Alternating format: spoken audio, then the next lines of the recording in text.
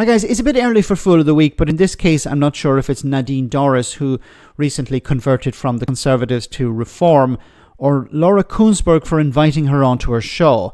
So instead of being a sycophant for Boris Johnson as usual, Nadine now is a sycophant for Donald Trump, claiming that he and he alone is responsible for this ceasefire deal. But there's a problem with that.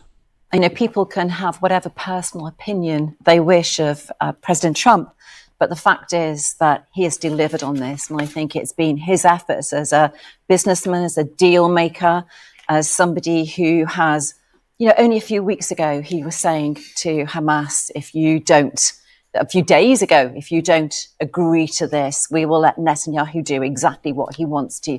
It took that strength, that will, that determination to make this happen. It is absolutely all down to President Trump. No, it's not all down to President Trump. Look, my goodness, why was she invited on this show? What value does she bring to the conversation? She doesn't know what she's talking about. So it's not all down to Trump. I've said before, where it is down to Trump, he deserves credit. Okay, I'm not taking that away from him. If he done something good, then he deserves the credit for that. But it's not all down to Trump for a number of reasons. First, this deal that was signed, or that was agreed, was on the table 18 months ago. And you know who was in charge in the US 18 months ago? Joe Biden. So Joe Biden's administration presented pretty much the same deal. It seems that Trump was too lazy to come up with his own, so he copied and pasted Joe Biden's one. But it was on the table 18 months ago. It seems Hamas was willing to go with it, but the Israelis were not. So that's why it didn't get through. Now, Donald Trump, the guy who said he would deliver peace from day one, well, it's months into his administration and he didn't deliver peace. Now, it seems something happened that finally spurred his administration into pressuring Israel into agreeing to this. And it was this attack in Qatar. So there was an Israeli strike an attempt to assassinate Hamas leaders who were in Qatar at the time. And this created a massive amount of backlash in the United States, in the US administration. And then at this stage, they said, no, we've had enough.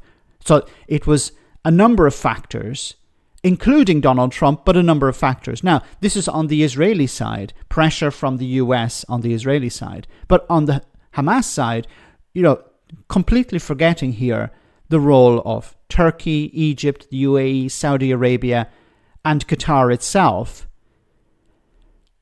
to pressure Hamas from the other side. Remember, it was pressure on the Israelis from the US and the West to a certain extent.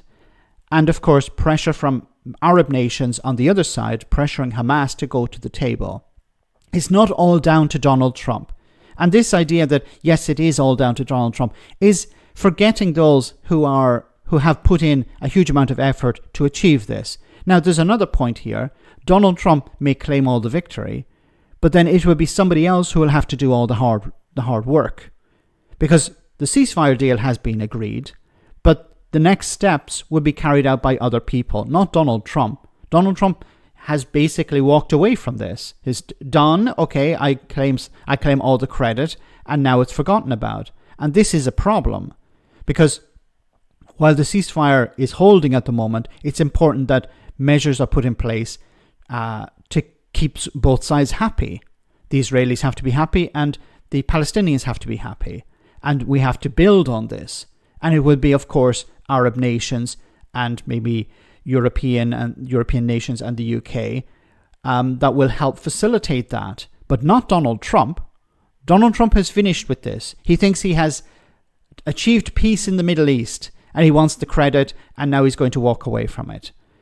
He will only perhaps return if he thinks that it's unraveling and he can blame somebody.